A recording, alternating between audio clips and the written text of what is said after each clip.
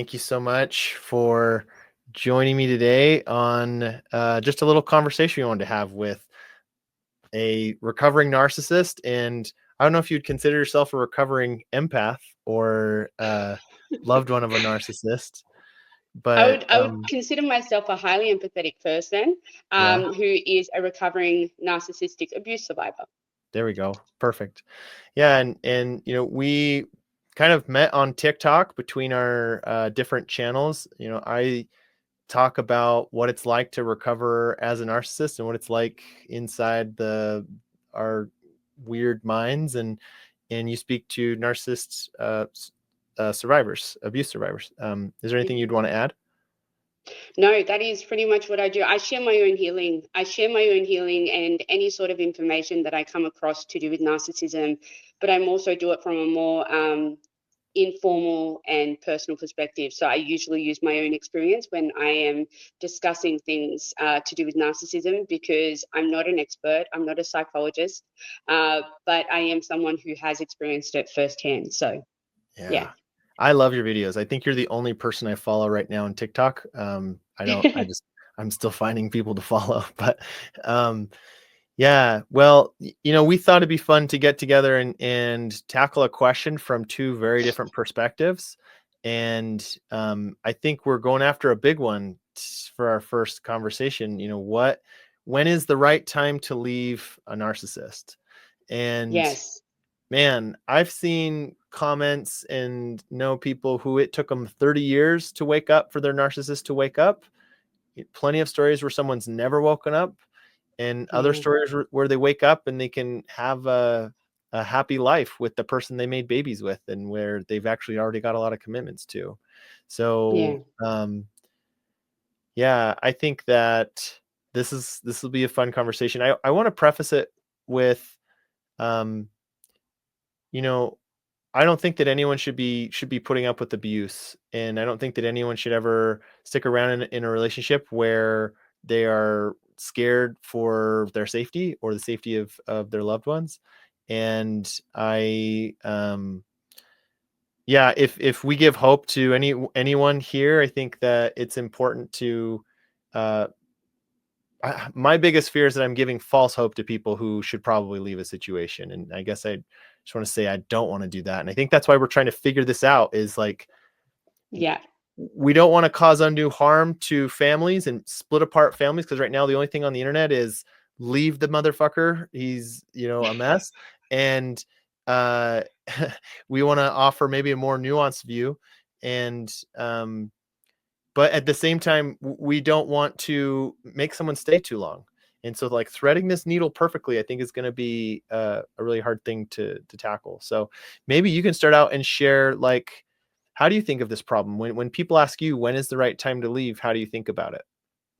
Okay. For me personally, I feel as though the right time for me to leave was when I recognized that I was being supportive and understanding during his hardest times. Like this man, he had lost his mum. And during the time, she was extremely unwell, and I was financially supporting him, emotionally supporting him, but it didn't change his behaviors towards me. He was still treating me with animosity. He was still using his manipulation and his gaslighting and things like that to get things from me, Mm, even though I was purely coming from a place of support and empathy. And I was doing all I could to support him, but yet it was just flying over his head. He still would find giving me quality time a chore. He would still mm, find, responding to my text messages in a reasonable time exhausting, even though I was going above and beyond for this man, and he still felt as though I was asking for too much from him. I yeah. think that was probably my sign that it was time to give up there and to, like, don't get me wrong, I had already gotten him through his really hard times, but for me, I felt like I stayed far too long. I waited way too long. And by that time, I had realized that it was because he had already had a new supply um, Mm, lined up. He was already with someone. And so he was doing the reverse discard, which is where they kind of are trying to make you leave before they leave you. And that's why his behaviors had changed drastically. He still was relying on me for all of this support, but he actually had no intentions of staying with me. And yeah, I guess that was my first sign, like now that I reflect on it, where I probably should have left, when I realized it was not being appreciated. It was more so being expected. What are your thoughts? Yeah. Um, well, I didn't leave my situation. I was kind of more on the side of my partner was sick of me. And Mm, uh yeah, I guess I don't really talk about this on the internet, so I'm like a little awkward, but um we ended up having kind of a really big fight, a big trust fracture actually on her end toward me. And I was honestly too insecure to try and fix it.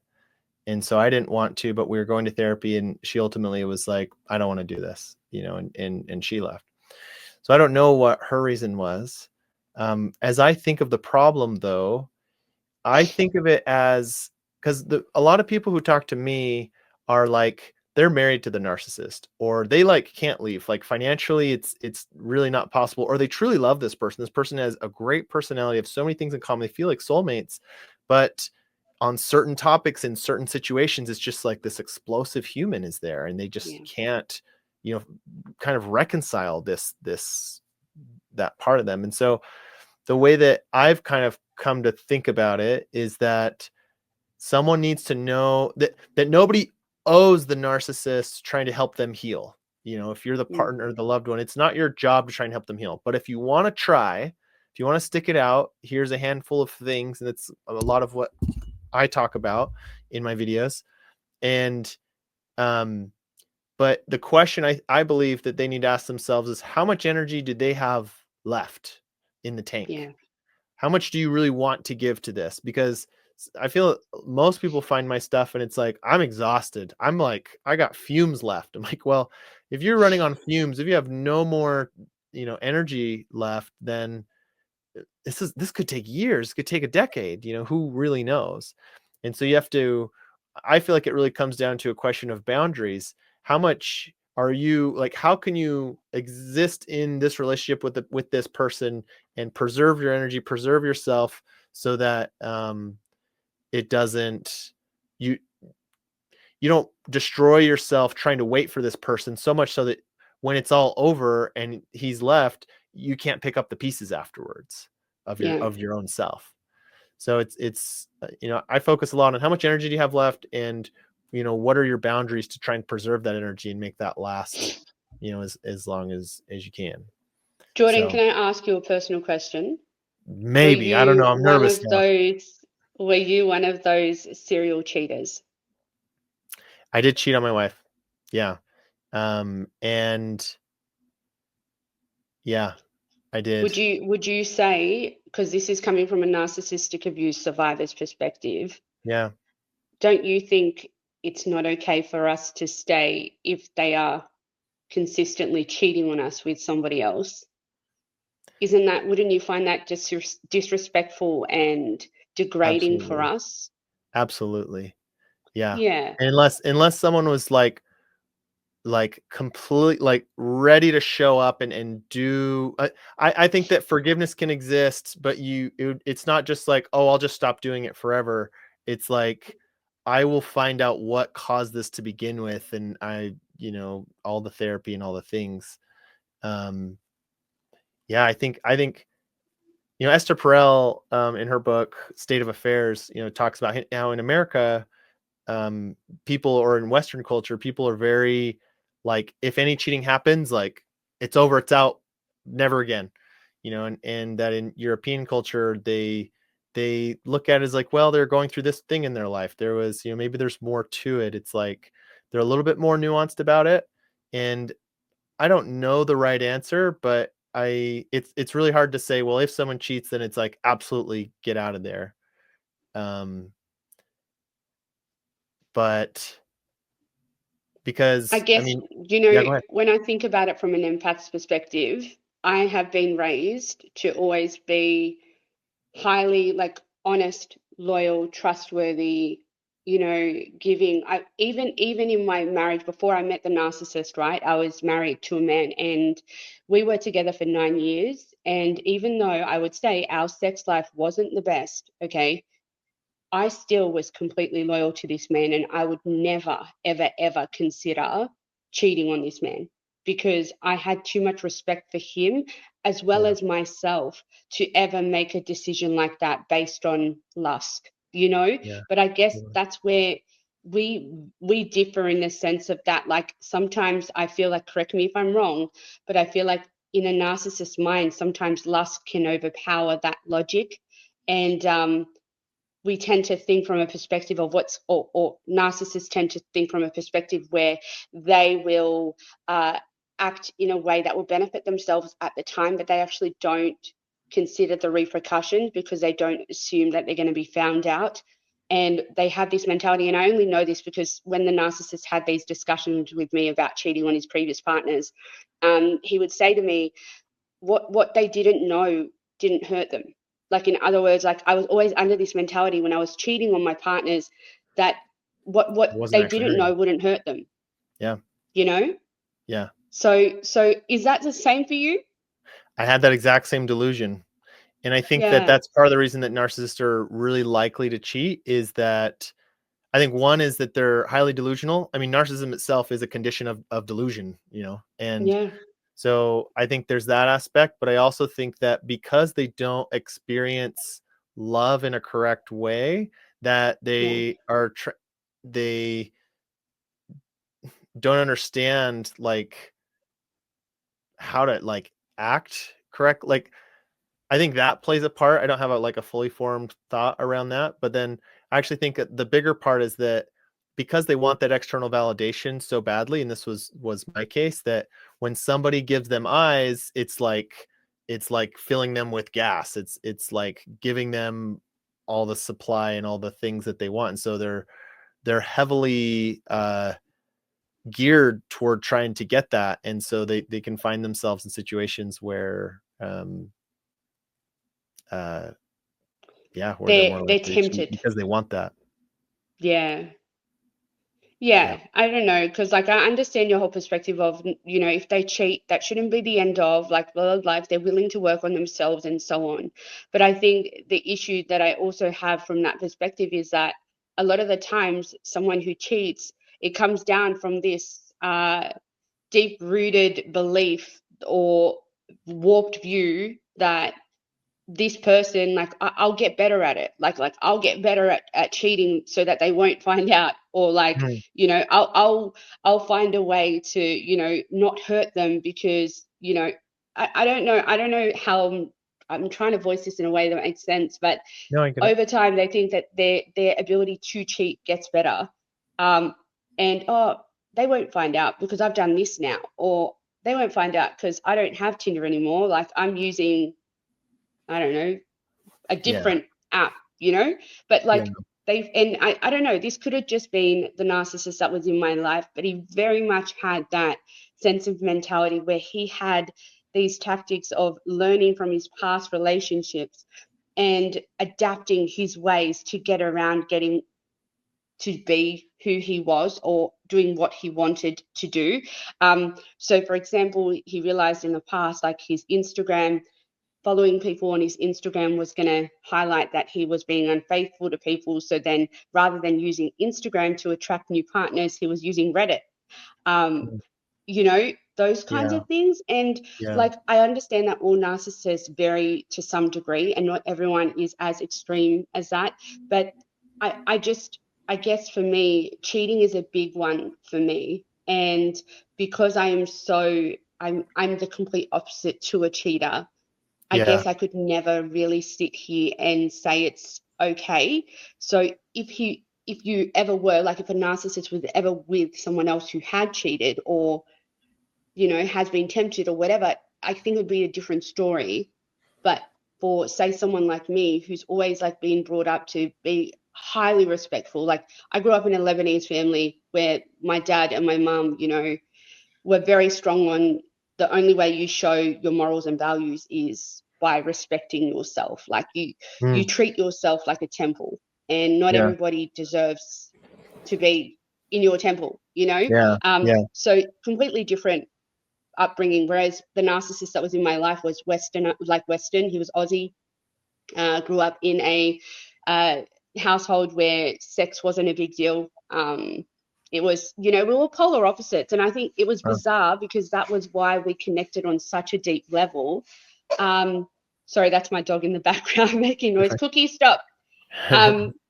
So yeah, I think that's why we connected on such a deep level, because we were just from two different worlds, and Yeah. we were able to share our experiences in a way that was like non-judgmental, so I gave him a safe place for him to open up and be who he was. And he gave me a safe place to just actually express my upbringing, because the more I reflect on my own upbringing as an empath, I know that there are certain things that were a bit too extreme, like I think my parents, I'm so sorry, my parents' perspective and stuff was too extreme, like, whereas for him, a bit more structure and higher morals and values probably would have done him a little better, but Yeah. two different worlds. Cookie, stop. I'm so Yeah. sorry. You're Cookie, fine. come here.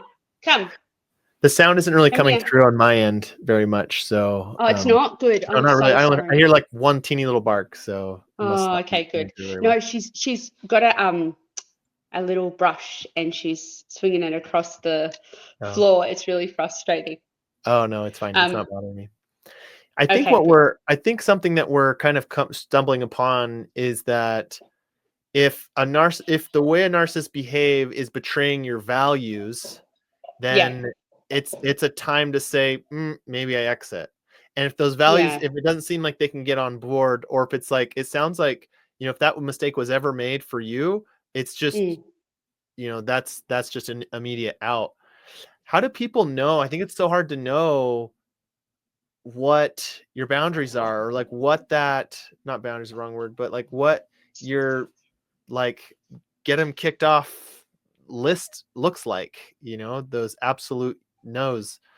um I think every situation varies, and it yeah, very much does depend on your own personal morals and values, right? So if you feel like you're changing yourself or your own personal beliefs to try and be who they want you to be, or to try and be the partner that they want or deserve, I think that's where that should be the end of, right? let's Because I see. don't think cheating would be a make or break for everybody. That's the Yeah, thing.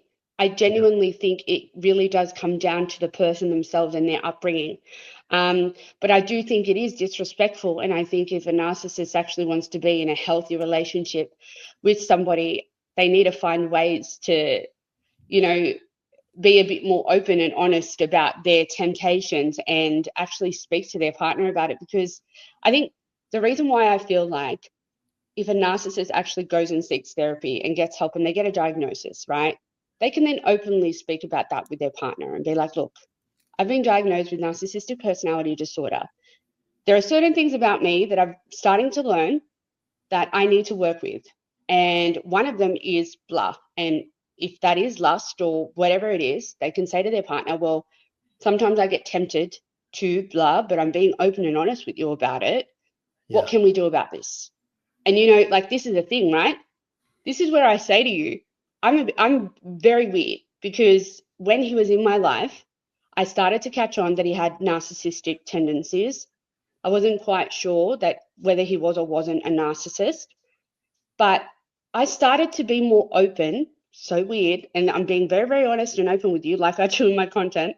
But I started to consider having threesomes or doing things to help appease his wants or needs, because I was like, I yeah, understand like that he's got a different way of thinking and he gets tempted and blah, blah, blah. Like, what can I do to meet him halfway? Right. yeah, yeah, But even then, like making these suggestions and whatever, like it was like, what I think it was towards the end, I think it came down to the guilt and shame that he felt looking at me, because he knew like I was doing all I could to try and make this work. Whereas on his side, he had already been doing the wrong thing, yeah, like because this other girl, the new supply, wasn't really a new supply. She had been around probably as long as I was, Yeah.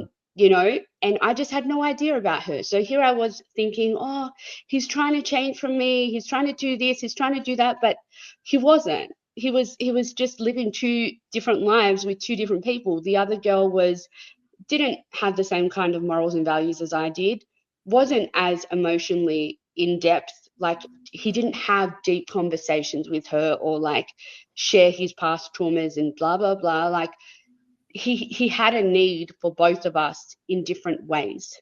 Whereas she was more so sexually experienced and all of that. So I think he was hoping that he could get away with having the best of both worlds for as long as possible until that guilt and shame really ate up at him. And then he felt like, okay, I need to end this, you know? So did he cheat on you? Is that what happened? Okay. This So other woman? Or was it like an open relationship type thing? no. So we lived at a distance to one another. He Uh-huh. lived in Queensland, I lived in Sydney. He had promised me that he was planning to move back to Sydney. And he basically said to me, look, I can't be exclusive until, I move back to Sydney and whatever. And I was like, okay, that's fine. I said, but what I would like is for you to be open with me and actually tell me if you are seeing somebody else, because obviously if you are, I need to be careful sexually. I need to make sure Yeah. I'm being protected, blah, blah, blah. And I said, and also, it's not my place. If you are with somebody else, say you do find someone else in the meantime, it's not my position to be financially supporting you, emotionally supporting you, like doing Totally. all I can, Giving like a yourself. Yeah. girlfriend would, Yeah. if you have someone there with you, right? Yeah. I said this to him, and all I asked was for that open communication. Instead, he would lie to me and say, "No, Noel, I have no one. Like, I have no one. There's no one that is helping me right now except for you. Like, you have no idea how much I need you right now." Right? Uh, That was the whole thing. Until um, after the whole experience with his mum getting sick and passing away, he tells me he's coming to spread her ashes to Sydney, like in Sydney, but he can't afford to pay the flight. So I booked the flight. But then this time he tells me I can't stay over. And I'm like, what do you mean? Like, usually you always stay over when you come to Sydney. Like, I don't get it. And he's like, no, I can't stay over. Like, I want to be there for my dad when my dad wakes up in the morning. And then I'm like, okay, but I can drive you there and make sure you're there when he wakes up. Like, that's fine. And he goes, Noelle, I'm telling you, I can't stay over. And it was like a light bulb moment for me where I was like, why? And so then I searched up his flight itinerary because obviously I knew what time he had booked and all this stuff. And I find out the girl that I had questioned him about months ago was flying next to him. oh my So they were goodness. obviously in some sort of a committed relationship that I had no idea about. Yeah.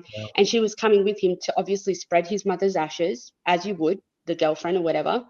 And that's how I found out that he was Yeah. stringing me along for God knows how long, financially supporting him, emotionally supporting him, whatever, while he had a complete other relationship with his other woman.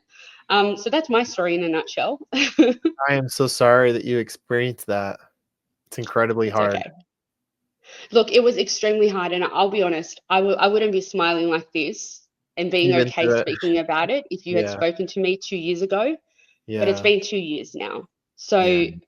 I'm in a different mindset where rather than staying in this victim mentality where I can sit here and say, I didn't deserve this, I didn't like blah, blah, I did all this.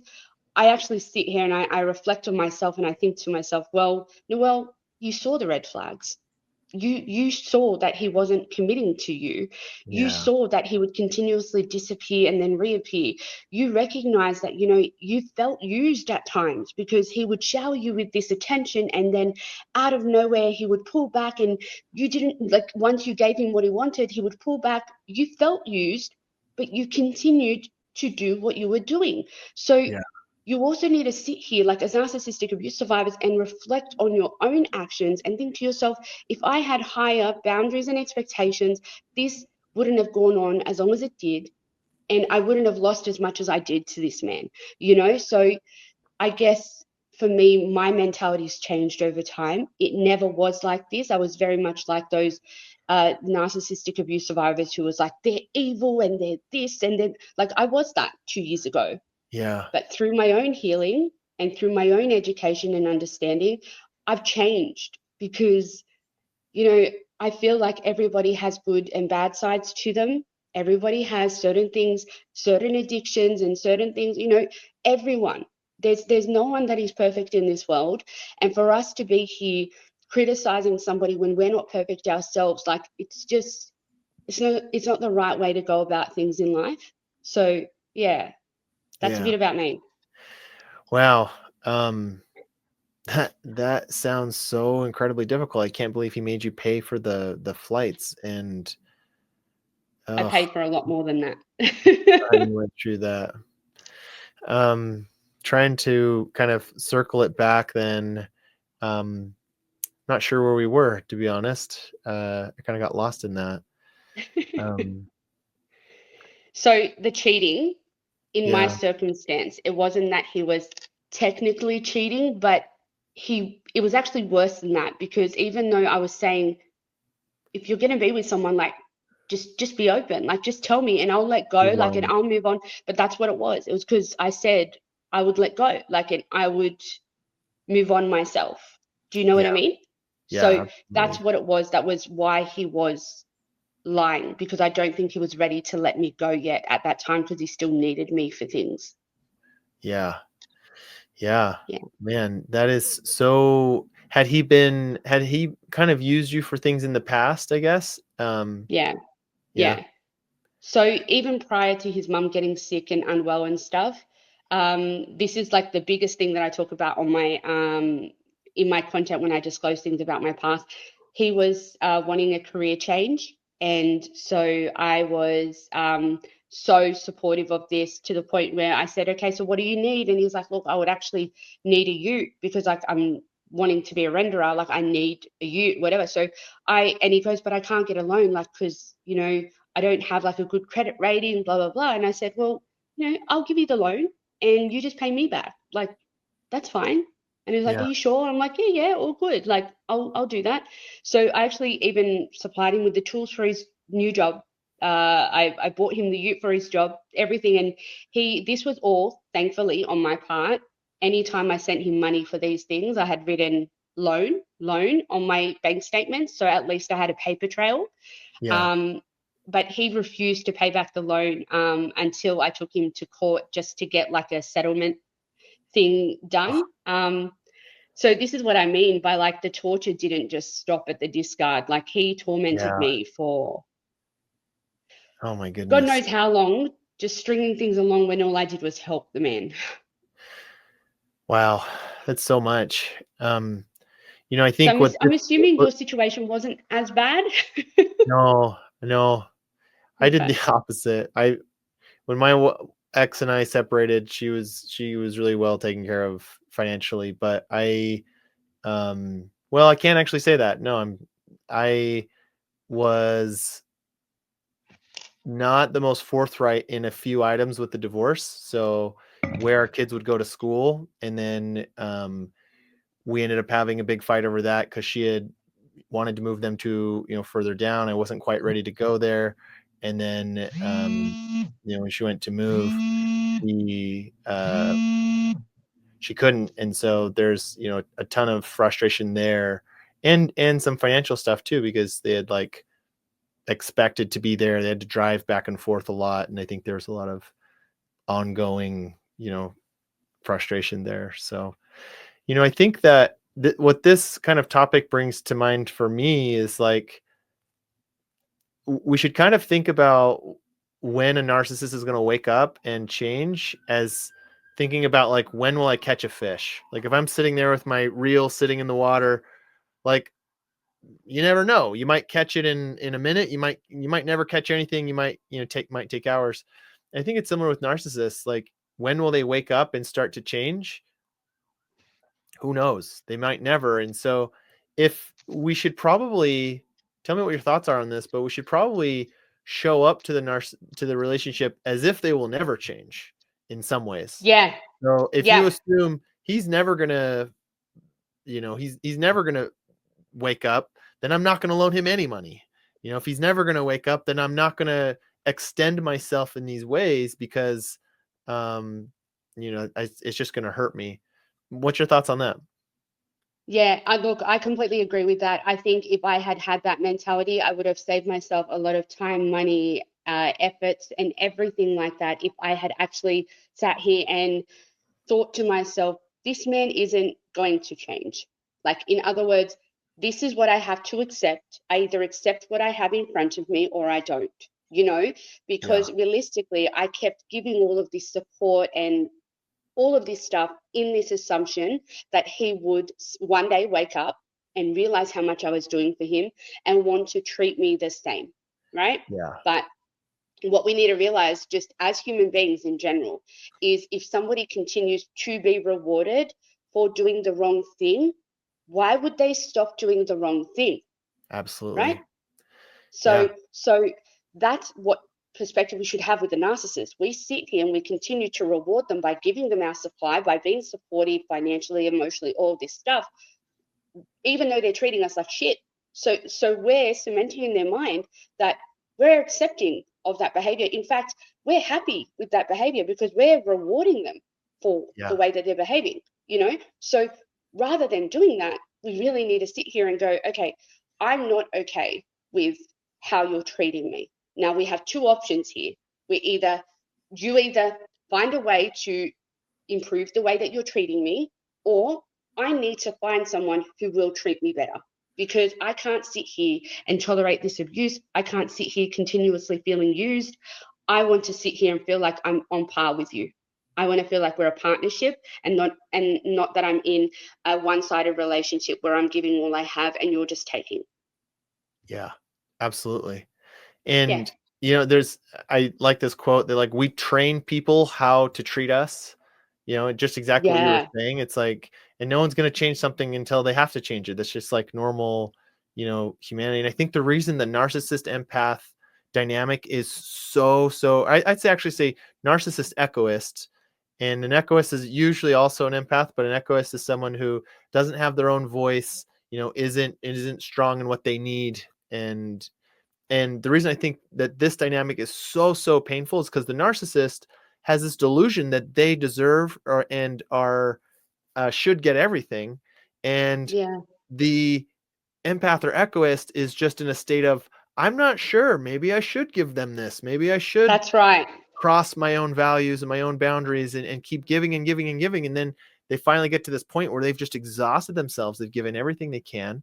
And the narcissist is like, yeah, I should get that. And I was that asshole. Like I really was. Like I really just was deluded into thinking, well, I should get this because, I'm the provider and I'm in this situation. And I look back now and I'm like, I was a monster. Like I Yeah. expected things like I I would pay to get a lawn mowing service for I was in charge of the outdoor and the lawn stuff. I'd pay for lawn Yeah. service, but like I expected her to clean the house. That's just felt right to me because I'm also providing and I don't want to waste my time doing that. And it's like when you pair that with someone who doesn't have their own voice or can't stand up for themselves, they will just get sucked dry, unfortunately. Yeah. And that's literally what happened to me. Like, in a sense of that, I will put my hand up and say, when I met the narcissist, I was not the woman that I am today. Like, I was extremely insecure. I was very naive. I had no idea of how my love and my empathy could be taken advantage of. And so, therefore, I just assumed, oh, well, like maybe if I did do this, they would value me more. Maybe if I did give them this, maybe they would want to be with me. Like I was in that mentality, and it was honestly the situation with him that woke me up to the things within myself that I needed to work on and heal. Like, so I feel, rather than narcissistic abuse survivors sitting here and always like feeling like, the victim mentality, which I was there. So I don't judge them on it, but rather than doing that, they really need to sit there and think to themselves, okay, well, what did I get out of that situation? Like, how has that helped me, for me? Yeah. What does Yeah. that help me become now? Because I'm telling you now, like, even if you were to scroll through all my content and you saw the content I posted 2 years ago compared to now, like, completely different. Really. And it just comes down to that self-reflection, that understanding of, I'm not perfect. Okay. What happened to me isn't just the narcissist's fault, it is my fault as well. And it's not until Wow. you do that that you'll continue to repeat the same patterns with more toxic people, you know? Absolutely. Absolutely. Man, that made my hair stand up on my arms. Like that is so true. And, I applaud you for taking that accountability and saying, I co-created this mess. And just like you co-created it, I think that people can co-create a different future. But it takes painful healing. Like it's painful to start, I'm sure, to start acting different than you used to put boundaries in place they didn't used to stand up for yourself. Like it's incredibly hard. I'm sure that brings up feelings of like, I will be abandoned. I will not be taken care of if I stand up for myself. And um, yeah, healing is always incredibly painful. And I like how you said too that they'll keep finding each other, the narcissist and the empath. Like you could be in a room full of people, and those two people would somehow find each other. And there's this weird spiritual woo-woo side of me that believes that, like, that's actually because I think that we are there to teach each other, like the lessons of the soul. Like the And biggest I thing, completely agree with that. I agree yeah, with that. the biggest thing the empath needs to learn is how to have boundaries and how to have their own voice, which the narcissist has very, very good. And what the narcissist needs to learn is empathy and is love. And that's what the empath is just like amazing at. And they're like being drawn to their best teacher that could teach them how to do this. And this part of the reason that I advocate that people can try to make it work, try to heal the narcissism within the relationship. Again, like I set disclaimers at the beginning, never stay in something abusive. Don't like betray your boundaries or things like that. But I think that we can learn so much from each other. And it's also because I'm a big advocate. I think narcissists can heal. Yeah. So yeah. And you know what? I do believe some narcissists can heal. Like, I really do believe that. But it's going to take a lot of work and a lot of effort and a lot of self-reflection and diving into that, you know, those memories and those emotions that they really throw away. Like, they don't want to deal with that shame Yeah. and guilt that they have to deal with. Yeah. And so, like, as much as, yes, I do agree with you, they can heal. And my followers hate when I say that. No, they can't heal, they can't, Okay. and they hate it. But I'm like, they can. Anyone can heal. Yeah. Anyone can have an injury or a sickness and heal. Now, do we all heal? No, but it is possible. It just takes active measures to get it done. And Yeah. if the narcissist isn't showing any sort of uh, inclination to wanting to put those active measures in, then stop. Like, stop waiting for them to. That would be, I would say, how this whole situation would be less. I'm so sorry. My family keeps calling me now. Oh, that's I'm gonna fine. have to go in a minute. Um, That's fine. but yeah, so that's like how I would end this chat, with the sense of that, like, if they are not wanting to change and they are not showing you active measures in changing, it comes down to us as narcissistic abuse survivors to say, I'm not going to sit here and wait for it any longer. Now, if they then leave the situation and the narcissist puts in active measures and actually recognizes, shit, I've lost them for good, I am going to go to therapy. I am going to, sit here and reflect on myself and then come back. Then by all means, see if they are doing that. Like, I would never, like, if I still was deeply in love with the narcissist that was in my life, which I wouldn't say I am anymore, like, I'm past it now. But Yeah. if, say, when I was still deeply in love with him, he had already put in those active measures, he had gone to therapy, he, had reflected, and he gave me like a proper acknowledgement and apology and blah, blah, blah, I probably would have given him another chance. But now I'm well past that. And there's no way that I would repeat the same patterns, because I know how detrimental it was to my health. And, you know, it's different for me because I've spent so long healing, and he still didn't wake up to himself in that time. Whereas people who are still married to them, if they are putting in active measures and they're actually trying to better themselves, like, just show them that you're supportive of that and don't give up on them.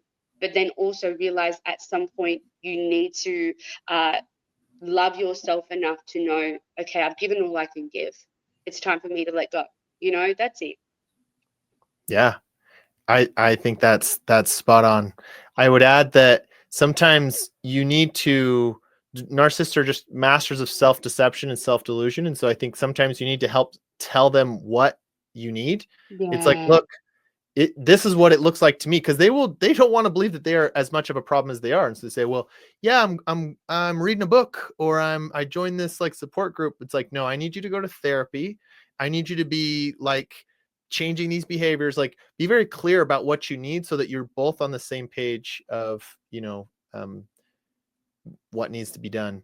And I agree. also, yeah, wait for them to show that desire to change. And I do think that the final thing I say is that sometimes one of the best things you can do for the person, this narcissist in your life, is to like separate yourself from them.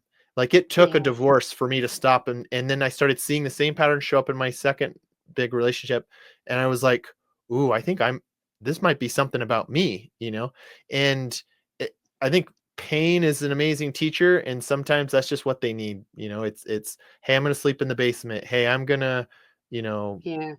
whatever it is. But um cool. Well, we've hit time, and sounds like you got to go too. But this was great, Noelle. I really, really It appreciated was it. a It was pleasure, fun. honestly, and I'm happy to do this more often. So whenever you want me on, let me know, and I'm happy to join you. Cool. Sounds fun. Okay, take care.